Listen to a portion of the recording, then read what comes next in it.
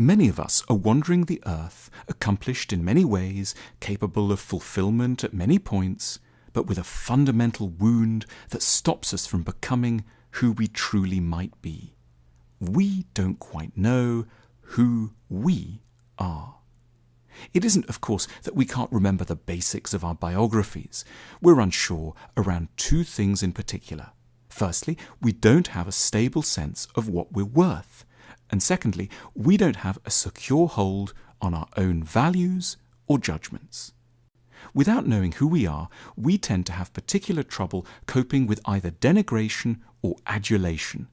If other people decide that we are worthless or bad, there will be nothing inside us to prevent us from swallowing their verdicts in their entirety, however wrong-headed, extreme or unkind these might be. We'll be helpless before the court of public opinion. We'll always be asking other people what we deserve before seeking inside for an answer.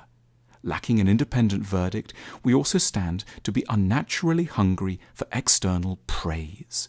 The clapping of an audience will matter to us far more than would ever be wise. We'll be prey to rushing towards whatever idea or activity the crowd happens to love. We'll laugh at jokes that aren't funny, uncritically accept undeserving concepts that are in vogue, and neglect our truer talents for easy, popular wins. We'll trail public opinion slavishly, constantly checking the world's whims rather than consulting an inner barometer in order to know what we should want, feel, and value. We need to be kind on ourselves. No one is born with an independent ability to know who they are. We learn to have an identity because, if we're blessed, in our early years, someone else takes the trouble to study us with immense fairness, attention, and kindness, and then plays us back to us in a way that makes sense and that we can later emulate. They give us the beginning of a true portrait of our identity, which we can then take on and enrich over the years and use as a defense against the distorting verdicts from hurried or ill-intentioned others.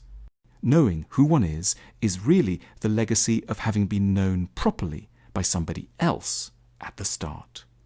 This early identity building tends to unfold with apparently innocuous but life-saving small steps. "Oh, that must really have hurt," a parent might say in response to an upset, thereby validating an infant's own feelings. Or, "It's okay not to feel happy on your birthday," the parent might say at another point, delicately upholding an infant's less typical response to certain events. Ideally, the child isn't just known, he or she is also interpreted as likable. A good parent offers generous interpretations. They're on the side of the child and are always ready to put the best possible gloss on moments of ill temper or of failure, which forms the basis upon which resilient self-esteem can then later emerge. Now, that's the ideal, but it can, of course, go very wrong, and often does. A parent may offer mirroring that is out of sync with the reality of the child.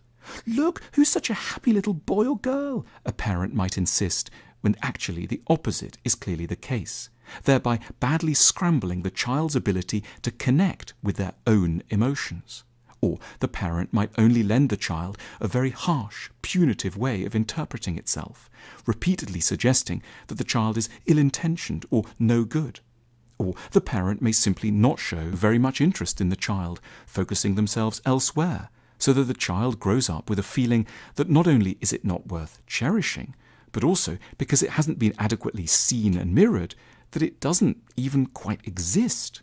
A feeling of unreality is the direct consequence of emotional neglect.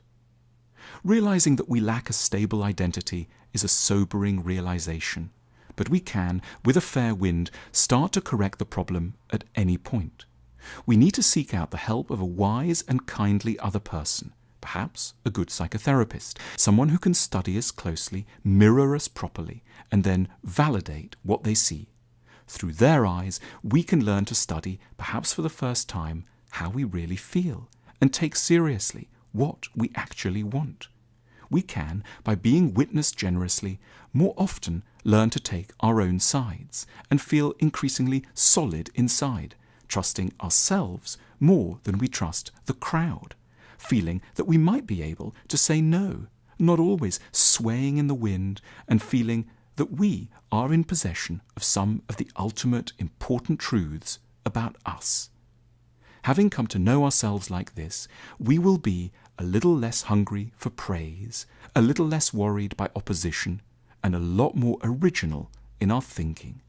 We will have learned the vital art of both knowing and befriending who we really are.